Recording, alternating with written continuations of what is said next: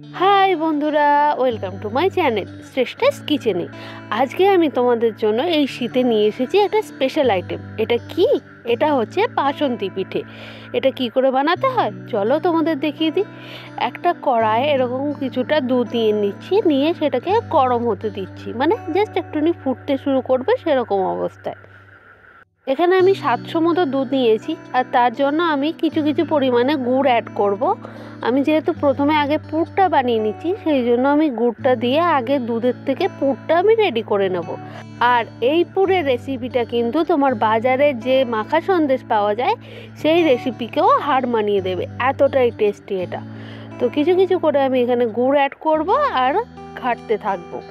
দুধটা দেখবে আস্তে আস্তে দুধের এই যে কালারটা, এটা কি সুন্দর একটা ক্রিম চকলেটি কালার চলে এসেছে। এটা আস্তে আস্তে কিন্তু অনেকটাই চেঞ্জ হয়ে যাবে। শেষ পর্যন্ত গুড় দেওয়া হলে কালারটা কিন্তু অনেকটাই চেঞ্জ হয়ে যাবে।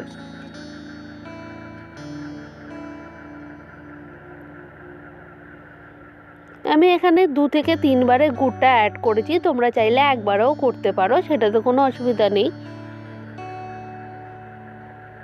গুড়টা দেওয়া হয়ে গেলে খুব সুন্দর করে এটাকে ঘেটে আমি দুধটাকে ঘন করে নেব। হ্যাঁ, ঘন অবশ্যই করে নিতে হবে।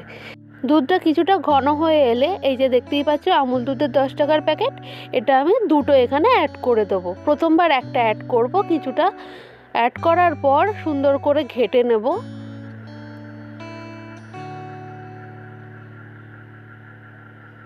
যাতে কোনো রকম এখানে দানা না থেকে যায় সেরকম করে সুন্দর করে আমি প্রথমবারটা ঘেটে নেব।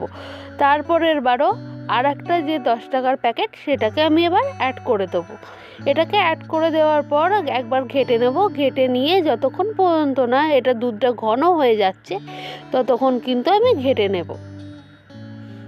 এই যে দানা দানা দেখতে পাচ্ছ, এটা কিন্তু একদমই থাকা চলবে না, তাহলে কিন্তু আমাদের যে পুরটা রেডি হবে সেটা খেতে একদম ভালো লাগবে না। ভালো করে দুধটাকে ঘেটে দেবো। এখানে এই গুঁড়ো দুধটা দেওয়ার আর একটা কারণ হচ্ছে যে দুধটাকে খুব তাড়াতাড়ি ঘন করতে সাহায্য করবে, আর টেস্টেও কিন্তু খুব সুন্দর হয়ে যাবে। এই যে দেখতেই পাচ্ছ ঠিক এই রকম কালারটাই আমাদের দরকার ছিল। আর দেখতে পাচ্ছ দুধটা কতটা কমে গেছে। হ্যাঁ, এবার আমি এর মধ্যে অ্যাড করে দেবো নারকোল কুচি। নারকোলটাকে গ্রেট করে নিয়েছি, অ্যাকচুয়ালি কুচি নয়, এটা হচ্ছে নারকোলের গ্রেট।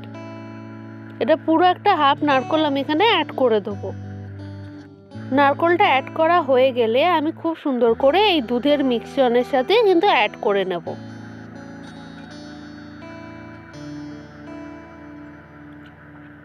এই যে দেখতেই পাচ্ছ আমাদের দুধটা কিন্তু অলরেডি ঘন হয়ে গেছে, কিন্তু এটাকে আমি কোনো পিঠের মধ্যে পুর দিয়ে ইউজ করতে পারবো না। এটার মধ্যে যদি আমি কোনো পিঠে দিই তাহলে কিন্তু ইউজ করতে পারবো, কিন্তু এটাকে পুর হিসেবে ইউজ করতে পারবো না। তো সেই মাখা সন্দেশের টেক্সচারটা আনার জন্য আমি এখানে 1 চামচ, বড় চামচের 1 চামচ চাল গুঁড়ি এখানে ইউজ করছি। চাল গুঁড়িটা দিয়ে খুব সুন্দর করে ঘেটে নেব। আর যতক্ষণ পর্যন্ত না আমার সেই টেক্সচারটা চলে আসছে যেটা আমার প্রয়োজন, ততক্ষণ কিন্তু আমি এটাকে কড়াইয়ের মধ্যে রেখে আস্তে বা মিডিয়াম ফ্লেমে রেখে আমি কিন্তু এটাকে জাল দিয়ে নেব। কখনোই এটাকে হাই ফ্লেমে দেবে না, কারণ সেটা হলে কড়ার নিচে কিন্তু ধরে যাবে আর গন্ধটা বিচ্ছিরি হয়ে যাবে। বিশেষ করে গুড়ের যে এত সুন্দর একটা গন্ধ আসবে না, এই যে এটার পরে সেটা যদি পুড়ে যায় খুব বাজে লাগবে। তো সেটা যাতে না হয় সেই জন্য গ্যাসটাকে কোনো রকমভাবেই হাই ফ্লেমে দেওয়া যাবে না। তো তোমাকে মিডিয়াম আর লো ফ্লেমে রেখেই খুব সুন্দর করে এই মিশ্রণটাকে ঘন করে নিতে হবে। আর আগেই বলেছি বাজারের মাখা সন্দেশ কিন্তু এর কাছে ফেল।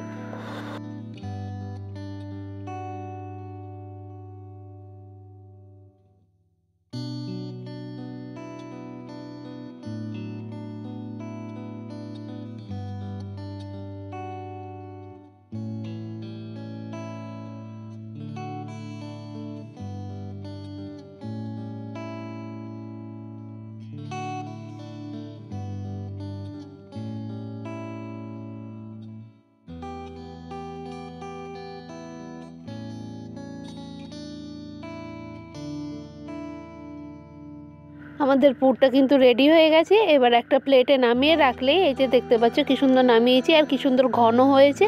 ঠিক এই টেক্সচারটাই দরকার ছিল। এবার একটা কড়াই গরম জল নিয়ে তাতে কিছুটা চাল গুঁড়ি দিয়ে দিয়েছি, এই যে দেখতেই পাচ্ছ।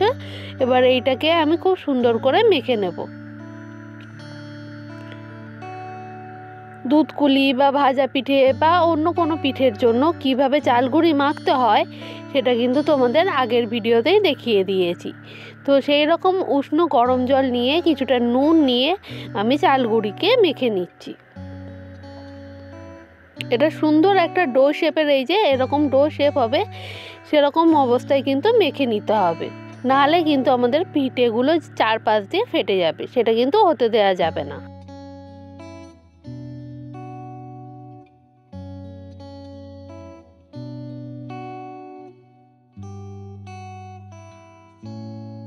চাল গুঁড়িটা মাখা হয়ে গেলে আমি এটাকে কিছুক্ষণের জন্য ঢাকা দিয়ে রেখে দেব। ততক্ষণ আমাদের দুধের যে ঝোলটা সেটাকে রেডি করে নেব। বাসন্তী পিঠের জন্য যে ঝোলটা দরকার তার জন্য কিছুটা দুধ দরকার, আর তার মধ্যে দরকার একটুখানি হলুদ। হ্যাঁ, হলুদ। দুধের মধ্যে হলুদ দিয়ে খেলে কিন্তু শরীর এমনিতেই ভালো থাকে, আর এরকম সুন্দরভাবে করলে কিন্তু আরোই সুন্দর থাকবে। যেহেতু হলুদের একটা গন্ধ আছে, সেই হলুদের গন্ধটাকে ঢাকতে আর খুব সুন্দর একটা ফ্লেভার আনতে আমি এখানে দিয়ে দিয়েছি একটা এলাচ। হ্যাঁ, এলাচটাকে অবশ্যই আমি কিন্তু মাঝখান থেকে চিড়ে দিয়েছিলাম। এবার চালগুড়ি মাখাটাকে আরেকটু মেখে নিয়ে আমাদের পিঠেগুলো করে নেব। খানিকটা করে এইভাবে লেচি কেটে নিয়ে সেটাকে সুন্দর করে গোল করে নেব, ঠিক এই রকম। আর আমাদের আজকে পিঠেগুলো এরকম গোল গোল হবে। তো তাই আগে সব কটা যে কটা আমি পিঠে বানাবো সেই কটা পিঠে কিন্তু আমি এইভাবে গোল গোল শেপ দিয়ে নিচ্ছি। লেচিগুলো গোল গোল করা হয়ে গেলে আমি সেটার মধ্যে পুরটা অ্যাড করে দেব।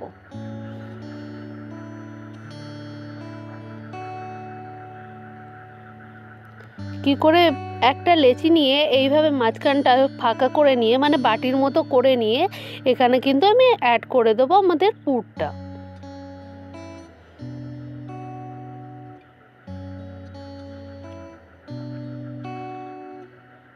এবার আমি সুন্দর করে চারপাশ দিয়ে মুড়ে পুরো বলের মতো শেপটাকে আবার ফিরিয়ে আনবো, এই যে ঠিক এই রকম। বাদবাকি পিঠেগুলোকেও আমি এই একই পদ্ধতিতে তৈরি করে নেব। তৈরি হয়ে গেলে এই যে আমাদের দুধটা রেডি হয়েই আছে, এতে এক এক করে ছেড়ে দেবো।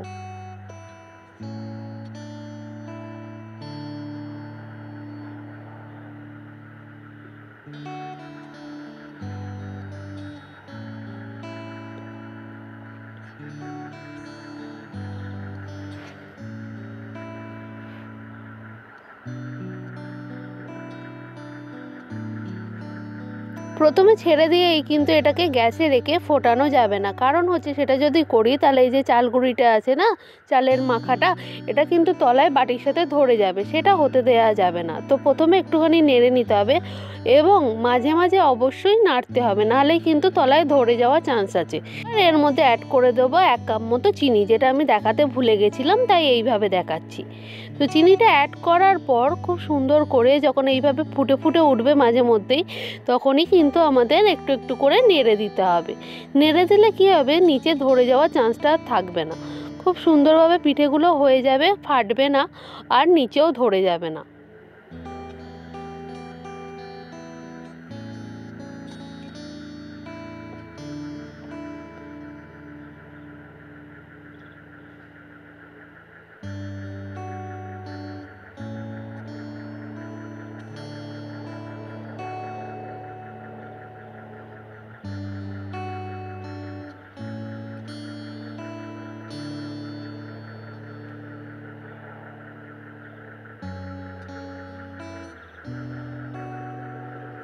হ্যাঁ, তোমাদের বলতে বলতে আমারই পিঠে নিচে একটু একটু ধরে যাচ্ছিলো, সেটা বটে।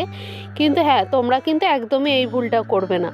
যদি বেশিক্ষণ না ঘাটো তাহলেই কিন্তু আমার মতো অবস্থা হবে। হ্যাঁ, আমি আগে বহুবার করেছি কি এই জিনিসটা হয়নি, কিন্তু এবারই হয়েছে যখন, তখন অস্বীকার করে তো আর উপায় নেই। আর আর তোমাদের কাছে স্বীকার করতেও আমার লজ্জা নেই। তো সেই জন্যই তোমাদের কাছে আমি বলে দিলাম যে হ্যাঁ, আমার তলায় একটুখানি ধরে গেছিলো। এই যে এইভাবে যখন ফুটে উঠবে, এবার আমি এটাকে দুধটাকে ঘন করার জন্য দিয়ে দিচ্ছি 1 চামচ মতো কি বলো তো, এটা হচ্ছে চাল গুঁড়ি। চাল গুঁড়ি দিলে দুধটা কিন্তু অনেকটাই ঘন হয়ে আসবে। এটা করলে কি হয়, এটা করলে এই যে আমাদের বাসন্তী পিঠে এর যে দুধটা, এটা খুব সুন্দর ক্রিমি ঘন একটা টেক্সচার চলে আসবে, যেটা কিন্তু আমাদের এই পিঠের ক্ষেত্রে একদম স্পেশালিটি একটা বলতে পারো। কিছুক্ষণ এইভাবে ফুটিয়ে নিলেই কিন্তু আমাদের আজকের বাসন্তী পিঠে রেডি। হ্যাঁ, চালগুঁড়িটা দেওয়ার পর কিন্তু বেশিক্ষণ ফোটানো যাবে না, কারণ এটা ঘনটা বেশি হয়ে যায়। তো চালগুঁড়িটা অল্প পরিমাণে দিতে হবে, আর চালগুঁড়িটা দেওয়ার পর জাস্ট 2 থেকে 3 মিনিট মতো ফোটাতে হবে, তাহলেই কিন্তু আমাদের বাসন্তী পিঠে রেডি। এবার একটা বাটি নিয়ে তাতে সার্ভ করে দিলেই আমাদের আজকের টাটা বাসন্তী পিঠা রেডি হয়ে গেছে। আর হ্যাঁ, ওপর দিয়ে যদি তোমরা চাও কেশরও সাজাতে পারো। আমার কাছে গোলাপ ফুলের পাপড়িটা অ্যাভেলেবেল ছিল, তাই গোলাপ ফুলের পাপড়ি দিয়েই সাজিয়ে দিচ্ছি।